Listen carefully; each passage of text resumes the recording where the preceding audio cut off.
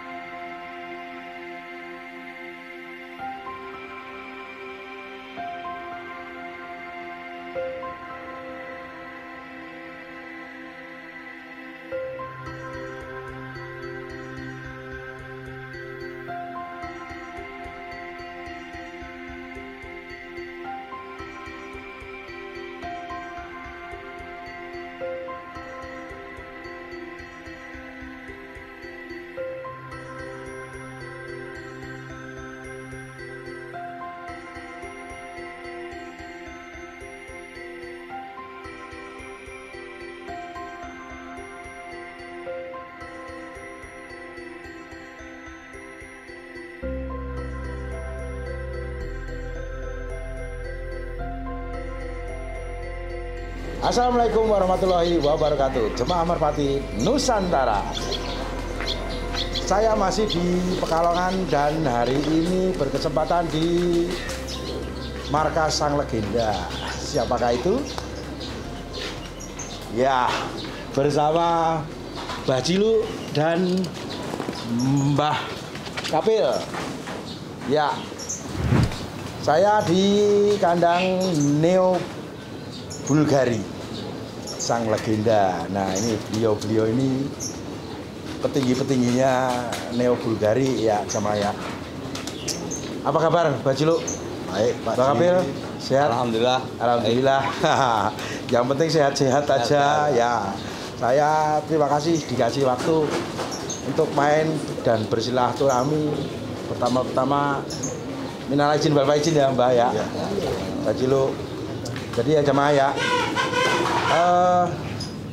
Kenapa saya sampai di sini, karena saya itu sebenarnya udah pengen lama saya Pak di sini Pak. Ya.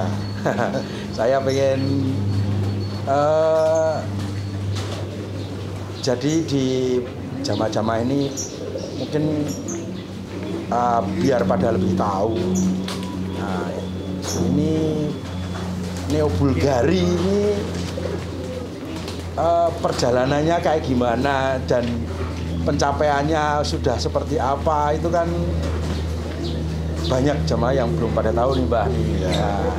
Jadi bisa diceritakan ke jemaah Merpati Kolong ini untuk perjalanannya Neo Bulgari sampai saat ini itu kayak gimana Mbah?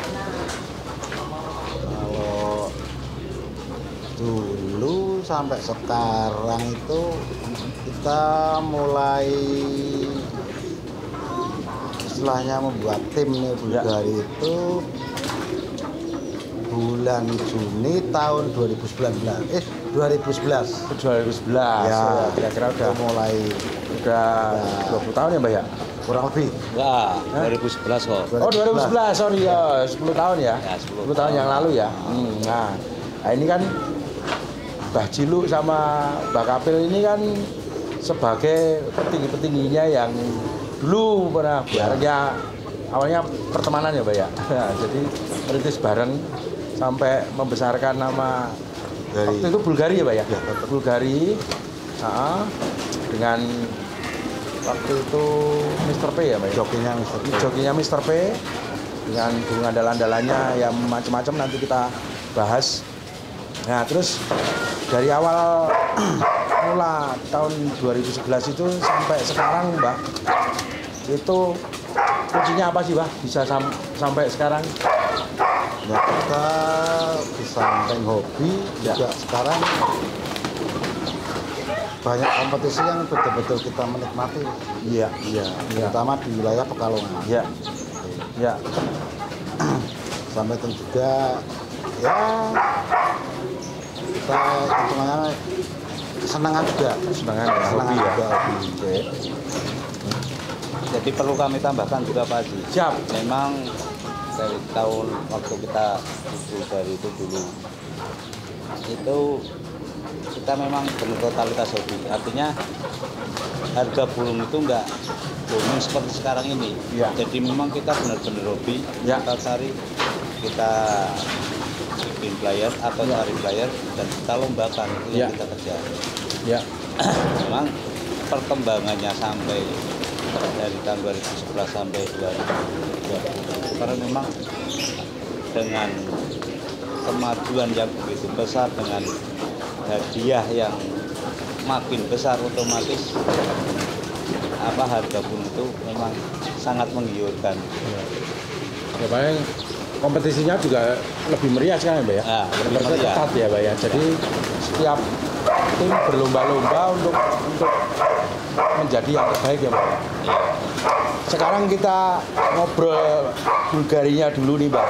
Awal mula bisa bareng itu gimana Mbak? Mbak Kapil sama Mbak Cilo nih. Ini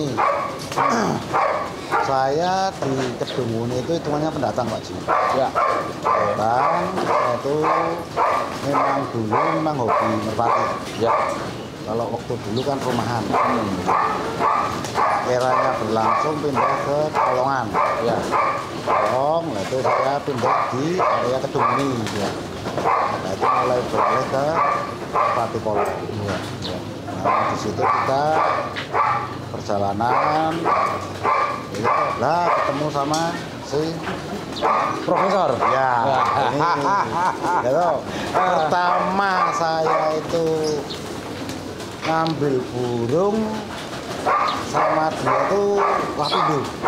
Lapido ya hitam ya dari Dulu punya Mandala ya? Ya, Ya, ya. Dedi lah ya. Jadi ya, Dedi Lejon. tanggungan. Iya, Lejon, ya. ya. Itu pertama saya punya player sama Mbak Kapil, Ya. targetnya dia burung Iya, lapido. iya, iya. Nah, itu. Nah terus awalnya itu langsung main ke lapak apa langsung bersama joki Mr. P itu Pak? Belum, main sendiri ya? Main sendiri. Oh, Cuman panduan dia, siap, gitu ya. siap. Jadi emang temen-temenannya itu udah deket Wah banget ya? ya manis pahit pasti. Iya, iya, iya. Iya. Jadi enak Pak sih. Ya. Jadi ini cerita masa lalu ya. Ya. Karena sampai kesibukan dia. Ya. Kalau mau lomba tiap hari Kamis, kenapa burung itu hilang? Kok bisa? Karena gini, Ya. misalnya dia harus buka ke toko. Oke. Dia pagi-pagi pelatih. Ya. Mungkin karena keterbatasan waktu Ya. kesibukan akhirnya belum hilang. Ya. Akhirnya waktu itu kan saya udah nanti kalau mau lomba biar hari Kamis saya ngelot sampai hari Jumat. Iya. Nanti Iya. kamu tinggal PP hari Minggu. Ya. Ya selamat alhamdulillah sih. Iya. Karena saya nggak ada beban apa-apa gitu loh. Ya. Ya. Kalau dia beban urusan kerjaan di rumah kan gitu loh. Saya pergi sendiri deh, bawa burung 6 atau berapa sama pelepas. Saya sampai kemana-mana saya Oh, bawa. berarti Mbak Kapil dulu juga masih geber sendiri Pak? Ya Pak, ngeber untuk ngawali dok, kalau Oh, ngeber ngawali iya, dok. Kalau iya. ngeber lomba nggak pernah Pak. Iya, iya, iya. Oh, jadi Makanya saya sendiri nggak pernah punya player. Mau Ya. punya player gimana Pak sih? Saya main suruh bantu ini baru korban kan gitu. iya, iya, iya. Kalau Iya. punya player dia nanti kan punya saya Pak. Iya. Mau nggak mau harus Iya, saya. iya. Iya, iya, iya. Ya, Benar. dibahkan ke saya. Berarti hari Jumat itu tugasnya Mbak Kapil untuk ngelop nih. Hari Kamis sama Kamis, Jumat sama Kamis, daftar Jumat. saya gitu. Oh iya. Iya. Itu sampai dia itu daftar itu kalau hari misalnya hari Kamis ngelop dia hari Jumat itu saya masih inget banget itu loh. Iya. Wah ampun daftarnya Pak Haji. Jadi kalau nggak ada daftar 2 kali, sampai 3 kali Pak. nah, saya kan berarti teman sebegitu dekat itu berarti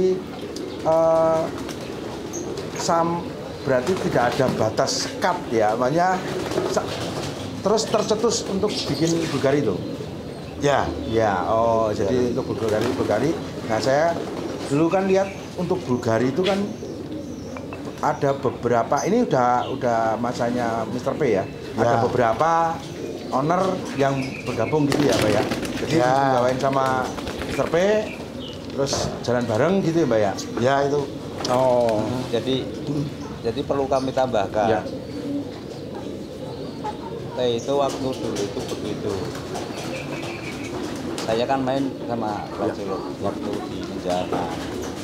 Habis main penjara dia satu hari dia datang ke kandang saya, dia keluar dari tempatnya Haji Yunus. Ya. Terus minta, saya mau main burung sini. Saya nggak punya player kok aku. Tapi kamu silahkan kalau mau main burung. Saya tanya burung belum bantahan, silahkan lah. Iya. Akhirnya kan latih kali burung saya.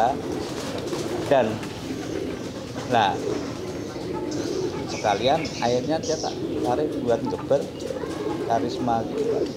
Oh ya, eranya karisma ya. Nah, Oke. terus punya sendiri galang, punya kandang di rumah.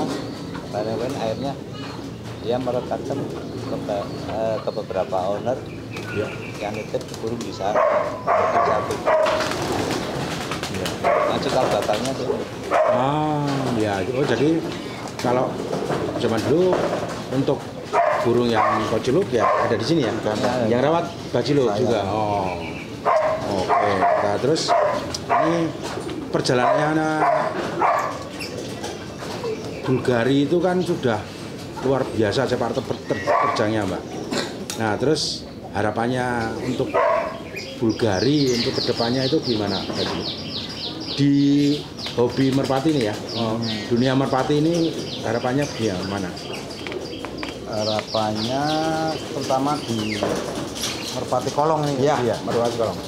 Ya semoga kedepannya kita secara umum.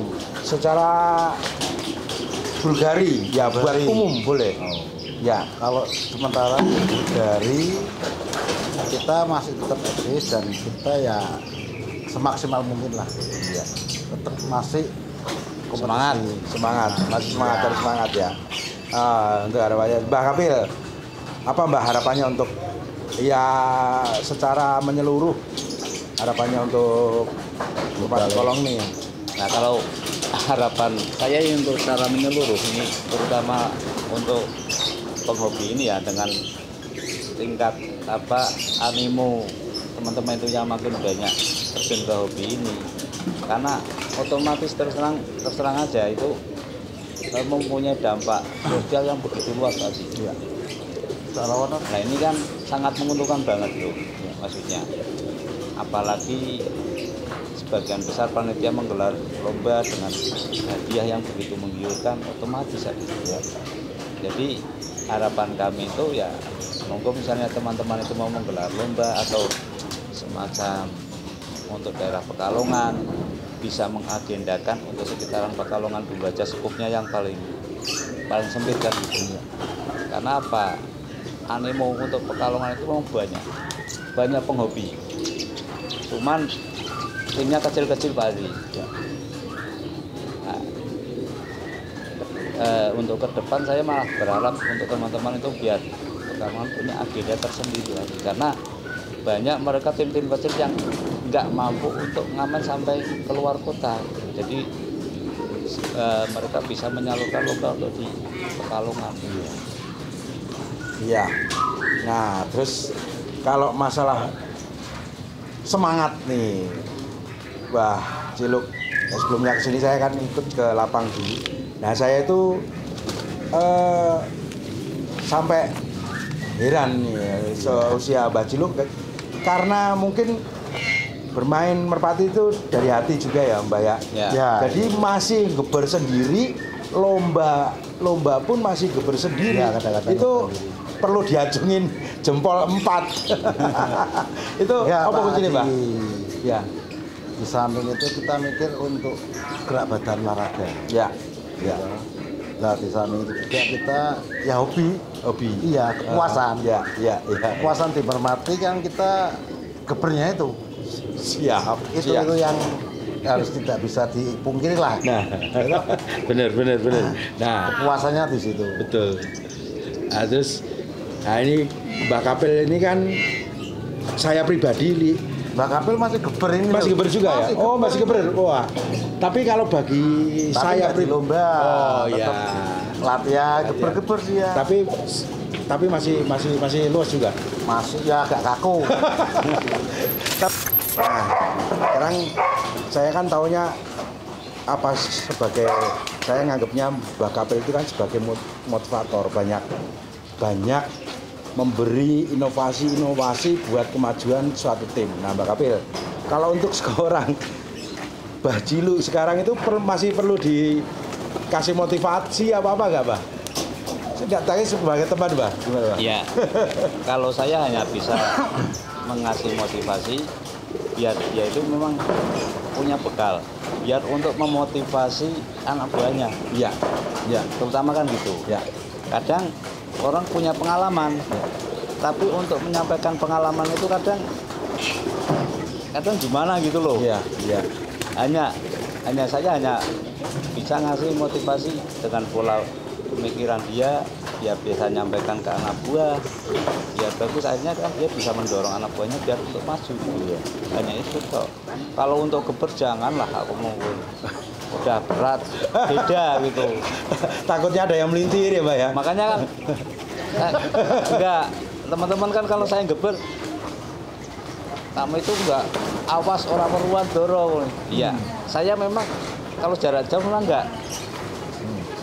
enggak sulit untuk lihat, tapi kan sudah jarak dekat saya tahu burung saya yang mana sebelah kanan atau kiri, saya tahu gitu. Di perjalanan Bulgari itu seingat Mbah Cilu sama Mbah Kapil itu ikon siapa aja sih, Mbah, yang pernah ada di Bulgari ini, Mbah? Dari pertama ya, Ya. Lapindo ya dengan Ya, ikon player ya. Iya. Dari Lapindo ya. Lapindo itu yang pertama. Saya itu turun itu lagi Sutra. Oke. Sutra Satria Jalan Ini sutranya Haji. Ya. Bukan sutra yang sini. Oh, sutra sini ya. Tapi Sutra waktu itu Kendar. Kendar. Oh, Kendar Ya, itu Satria turun lagi ke berarti anak-anak Lapindo. Anak-anak Lapindo ya. Ya, itu mudun meneh baru Nasarudin ya. Turun lagi Nasarudin. Oh, Nasarudin itu malah di bawahnya ya? Iya, Oke. itu Nasarudin. Terus turun lagi ke zaman Nasarudin itu apa namanya? Karisma kan? Nah, baru turun Karisma anak. Oh, Karisma. Iya. Nasarudin. Iya. Oke. Oh, jadi sama ya. Jadi Karisma ini dari sini ada yang mungkin yang sekarang banyak menyebar gen Karisma ya. Iya, Santero Indonesia itu Pak. Santero, Iya. Nah, terus apalagi, Mbak? Kalau yang lainnya yang baru-baru ini Ceko itu eranya udah. Oh, berarti bawahnya ini. Oh ya, Bawah. Ceko ya, Ceko Jawa. Jenggot itu. Jenggot udah bawahnya ya, baru-baru ya. Iya. Oke, terus Kalau perlu kami tambahkan, ya. untuk Karisma sampai ke sini eranya punya. Oh gitu Nah, ya. itu kan masalahnya kan dulu waktu Lapindo, terus waktu Sutra, itu waktu Mbah Cilu masih gabung sama Junit. Iya, sama Junet itu. Tuh. Oh, pernah sempet ya? Pernah sempat gabung. Oh. Waktu eranya kapan itu, Mbak Cilu? Tahun berapa ya? Yang jelas saya itu. Barengan Queen apa enggak? Belum. Habis itu Queen muncul. Nah, itu ya. Oh, Habis berarti Queen sebelum muncul. ada Queen muncul ya? Sebelum Ya, ada itu. Queen muncul, habis itu Saya Haji Wawan. Haji Wawan. Terakhir Kajen. Haji Paro. Farok. Haji Wawan Kajen ya? Ya. Nah, itu. saya Haji Paro. Nah, pakai baju Junet. Oh iya. Iya. Iya. Untuk Mbak Cilu dan Mbak Kapil, untuk menyikapi era Merpati Kolong sekarang itu kan eranya sosial media. Jadi kita dipermudah dan kita ya ada min plusnya ya, bisa dipermudah kebaikan dan kejelekan, Mbah. Jadi bisa terkecoh. Jadi kegagalan itu gimana, Mbak Cilu? Nah, kalau pribadi saya, kalau lihat Merpati namanya Ya, ya. di media, Ya dia di medsos sekarang, di era medsos. saya kurang puas. Kurang puas ya? Ya, Iya. apalagi yang uploadan itu Heeh. kurang puas. Maksudnya gini Pak Ji, Ya. kalau saya kan punya kriteria sendiri. Ya, Di lihat burung. mata ya. Iya. Ya. Oh, burung ini harus kita pelihara, ini enggak Iya. kualitas Iya. kecepatan. Iya. Kalau di video mamanya ya, Ya. itu mamanya di video 10. Ya. Itu yang diupload paling-paling 2 atau Nah. 3. Bisa dipilih ya, Mbak ya? Bisa dipilih. Iya. Betul, betul, betul, Nah, betul. jadi kalau saya ya kurang puas lah. Iya, iya, iya. Maksudnya kita bukan berarti menjelekkan orang yang Iya. upload, bukan. Iya, iya, iya, iya. Tapi bagi pribadi saya, Iya. kalau mau lihat burung itu ya udah Datang langsung datang, pantau ya. pantau. Lebih enak, puas. Ya. Ya itu. Ya. Mbak Kamil, gimana Mbak Kamil?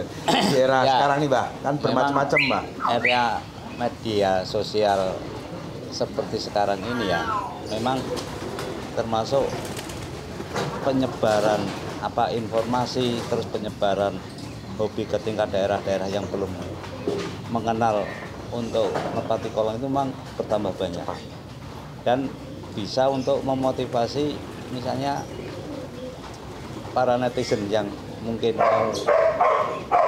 mau istilahnya terjun ke merpati ini kan cepat. Ini dibayangkan dulu belum ada media sosial Pak Haji ya. Misalnya kita mau cari burung kemana kita harus datang Pak Haji. Iya. Sekarang kan tinggal enak gitu. Kita akhirnya bisa kenal lewat media sosial, terus misalnya dengan lewat tanya jawab semacam ini paling enak buat mereferensikan bagaimana sih saya harus memulai hobi ini. Paling nggak seperti itu Pak Haji. Nah, dampak-dampak yang lain ya otomatis lah. Dunia merpati itu seperti dunia politik Pak Haji. Karena apa? Karena Pak, di sinilah banyak uang, sebenarnya industrinya besar sekali banyak uang. Iya, Makanya ya otomatis kita maklum gitu loh. Kita maklum sebenarnya. Karena tiap orang kan punya kepentingan sendiri-sendiri. Iya. Jadi kita nggak bisa menyalahkan itu, nggak maklum lah gitu. Karena ada kesempatan tuh sih. Iya. Tinggal Berarti tinggal pribadi kita pribadi gimana ya? kita. Iya. Jadilah pembeli yang cerdas gitu. Betul, betul, betul, betul. Jadilah pembeli yang cerdas, Li. Iya, jadilah pembeli yang cerdas, Iya. jadilah penjual yang jujur ya, Mbak ya? Nah, itu. Ya, setuju kalau itu. Ya artinya Kalau saya tanya Pak Haji, Apa sekarang itu? Apa itu? jangan tanya terus dong. Ya. Iya. Boleh, boleh, boleh. Iya. Nah, ini obrolan santai ya. Iya. Nah, ya, gimana, Pak? Iya. Lah kalau Premium. ini saya dengar, Ya. enggak, ini istilahnya cerita-cerita yang masih booming dulu-dulu, Ya. yang kemarin lah. Ya, ya, ya. Kita nginbreed itu kalau Pak Haji itu Nggak gimana? ngerti saya. Kalau saya nggak ngerti inbreed mah. Rekayasa genetik. Ya, Ya, saya nggak mengikutin rekayasa genetik, tapi saya awalnya sih saya nyaman dulu dengan crossbreed. nah, Jadi memang nggak ada hubungan darah. Nah, jantan betina nggak ada hubungan darah. Saya silangin, keluar saya dilatih anak-anak, saya lihat hasilnya. Kalau kurang puas, saya paling enggak cuman masuk ke land breed. Tapi kalau ke inbreed saya belum pernah nyobain sih. saya tuh hampir 2 tahun 3 tahun. Heeh. Inbreed Inbreed. itu sebelum booming itu belum. Ya, ya. Gimana, Pak? Burungnya kurang maksimal. Kurang maksimal. Berarti ya saya yang pernah baca dan Kita pernah dengar. ngomong sebelum inbreed booming loh ini Iya, loh. iya, Saya iya. udah inbreed dulu. Inbreed apa itu? Nah dulu waktu eranya Lapindo Ketemu sama turun, ketemu lagi puter sama linggis itu ya. ya linggis. Linggis kan dulu si terakhir Trahiesnya si Yes. Junet Ya, ya, ya. itu kualana tak puter lagi tetap nggak bisa jalan. karena ini sepanjang sejarah ya. Ya. Ini perjalanan ini yang saya tahu ternak dari sini. Itu keluar karisma kan. Ya. Setelah berarti crossbreed. Crossbreed ya. Terus Lapindo itu crossbreed sama Bewat, keluar Bella. Ya. Itu kenyataan loh maksudnya. Ya. Terus dulu ada yang namanya Hitler itu kan juga crossbreed. Hitler ya. Iya. Malah kita nggak pedulikan apa itu terah mana nggak. Itu Iya. aja. Ya kalau saya selama ini saya lebih nyaman memang crossbreed. Tapi ya. paling enggak kalau yang mau rekayasa genetik paling saya land breed. Jadi masih ada darah tapi Udah enggak jatuh ke iya, mana-mana. iya misalnya jauh kakek cicit gitulah, land breed. Jadi ngelen aja. Jadi enggak bapak sama cucu gitu enggak. Karena ini ya menariknya di Merpati ini Pak Haji, misalnya semua orang mungkin semua hobi tahu alat fisik yang bagus itu yang kayak apa. Iya. Terus terahnya kan sudah tahu, minimal kan terah ini kok alat fisiknya memenuhi syarat. Tapi kenyataan dilatih sulit ada banyak. Itu yang harus rahasia, itu yang harus kita temukan. Kenapa sih kok? Berarti kan ada faktor lain yang sangat berpengaruh. Itu dari segi apanya? Itu yang harus kita cari loh itu Pak. Jadi kalau saya menyikapinya gini Pak. Jadi kalau misalnya burung bagus itu balik lagi nggak cukup dengan bapak ibu bagus mencah telur bagus. Tapi kan perlu proses panjang. Jadi udah paket. Ya bakatnya bagus, Alat fisik bagus. alatnya pokoknya bakatnya bagus, alat bagus, diproses dengan bagus, dirawat dengan bagus, terakhir ini rezeki.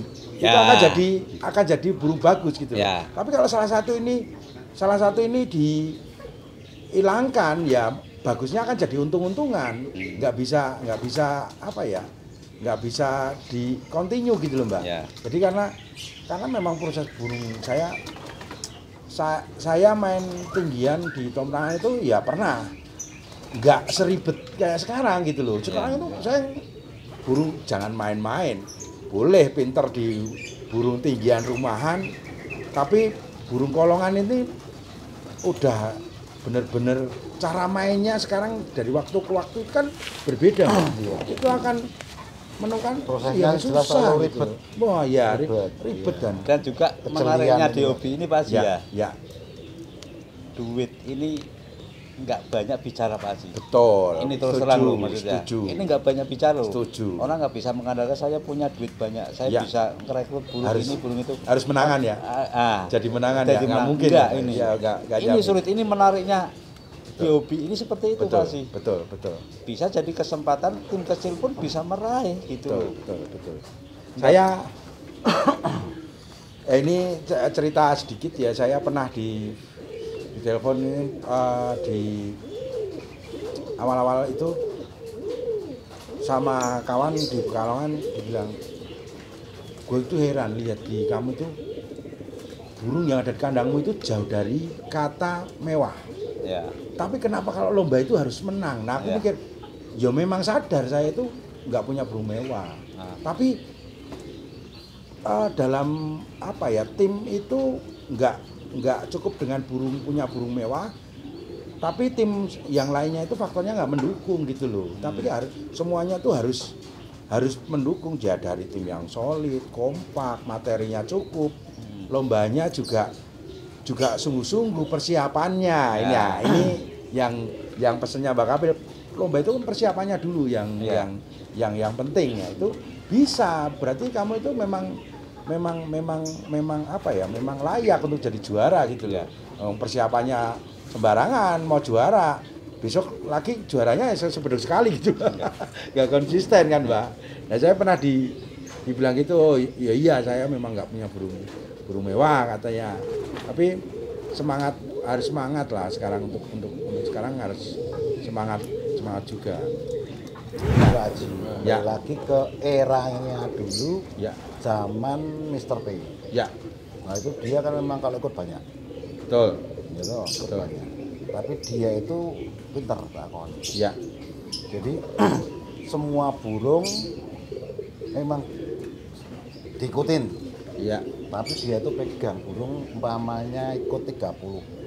Dia pegang burung itu 10. Itu yang buat striker itu? Iya.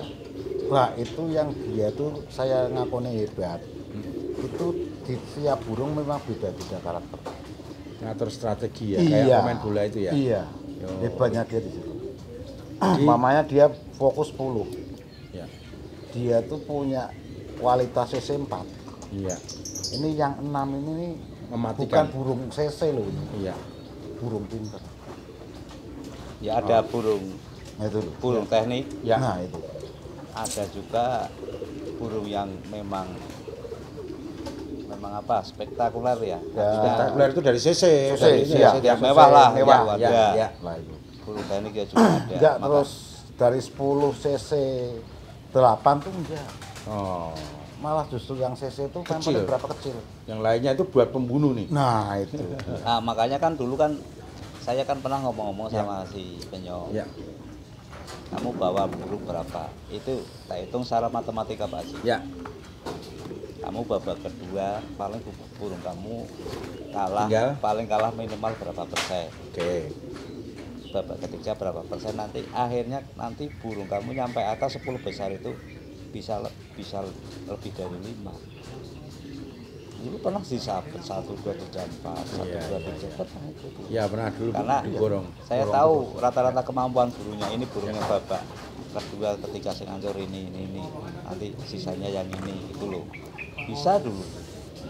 Iya, iya. Karena paling enggak saya tahu kekuatannya tim-tim lain pada saat itu, dan saya tahu kemampuannya burung timnya Neobulgari saat itu. Iya. Jadi bisa diperhitungkan sampai segitu. Iya, iya. Dulu. Dan yang kedua lagi ya dulu memang dia masih gila-gilanya, fokusnya luar biasa Pak. Iya. Gitu loh. Persiapan dan langsung pandu sama Iya. sang. Enggak, Ya, masalahnya kan gini Pak Haji. Ini buat pengalaman teman-teman juga ya tim. Ya. Makanya sebagus apapun itu burung, sehandal apapun itu joki, kalau burung itu misalnya dari rawatan itu memang nggak diperhatikan, karena memang dasarnya kerja burung itu dari rawatan Pak Haji. Ya. Bisa burung itu bisa maksimal atau enggak, memang dari rawatan. Nggak bisa kita main burung itu instan, nggak bisa lah. Iya, iya. Apalagi rata-rata kemampuan tim sekarang sudah maju semua Ya, gitu ya, loh. ya. Rata. Ya. Udah merata lah, hampir Ya, merata. ya. Kalongan bisa dikatakan waktu ini merata. Merata ya. Ya, ya. Cuma tinggal rezeki, Pak. Makanya kan Iya. Pak Haji kan bilang ada burung yang layak enggak, belum kelihatan gitu. Memang sulit sih. Iya. Ini untuk dari tahun 2017 untuk menggeser posisi Iya. sang maskot Jaguar aja belum ada Pak Haji. Iya. Iya, iya. Terus sekarang berapa tahun itu? 3 tahun kan? Belum terlahir maskot lagi Pekalongan. Itu pandangan secara luas, apalagi hanya satu tim bisa melahirkan. Layak handal ya. Iya. Oke.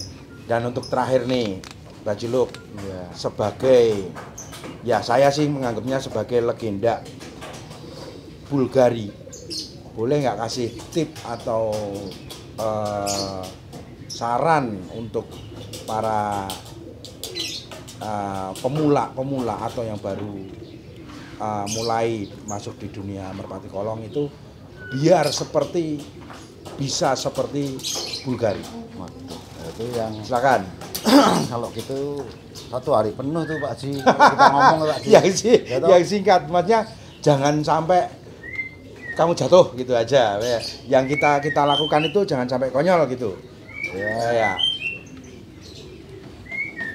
Kita bicara mau pribadi saya gitu. Iya, ini Iya toh? ini ala Iya. Coach Ciluk, ya. Saya mau tanya dulu, lu mau main merpati memang sudah punya hobi di situ belum?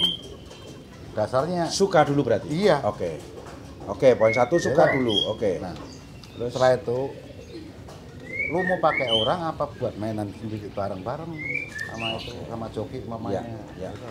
Kalau kita mau secara pribadi, gitu, kita kan juga ngikut terjun, iya, iya. gitu, nggak pasrah 100%. Iya. Jadi enggak. mengikuti prosesnya Pak Haji. Iya. Gitu loh. Iya, oke. Nah, di samping itu kita tuh targetnya mau kemana? Harus jelas ya, mau masuk ke Iya. kemana ya? Lubangnya lubang kemana? Iya. Iya. Lah di situ kita juga harus menyiapin istilahnya alat kita, Materi ya. materi kita. Iya, iya. Lah itu yang sering orang jatuh. Iya.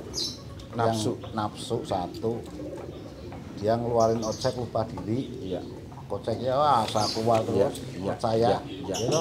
Nah itu yang kadang-kadang dia mengalami prosesnya nggak sampai panjang. Bosan ujung-ujungnya. Nah, boten. Udah keluar duit banyak, Nah, tapi kepuasan nggak ada. Kepuasan nggak ada. Itu yang resiko. Apalagi menang. Nah itu, Ya, ya, ya, itu ya yang intinya ya. harus kita ingat. Ya, ya, ya. Dulu. Ya. Jangan cuma kita merasa istilahnya Punya itu uang. seperti Pak Kapil bilang, Ya.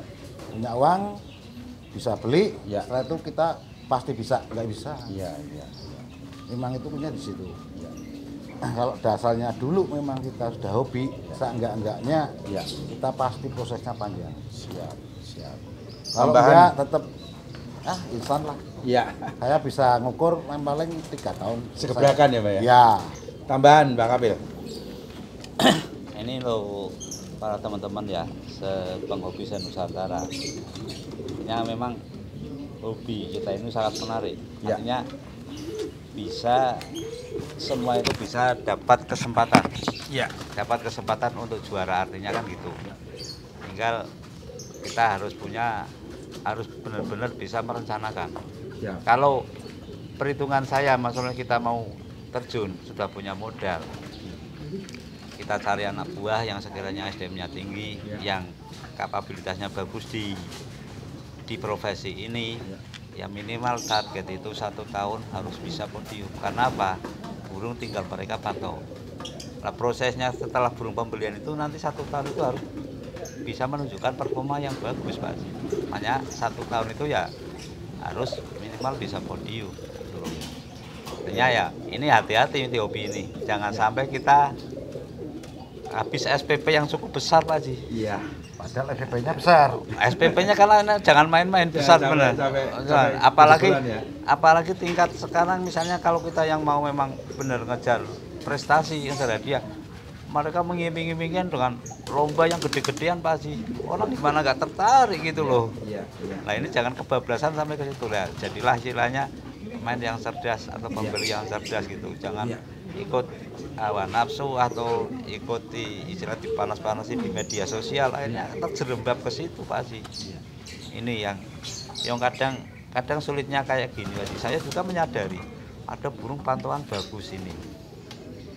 Misalnya saya masukkan ke sana, ngolahnya belum tentu bisa. Ya, saya yakin juga teman-teman yang masukkan ke sana, saya yakin bagus.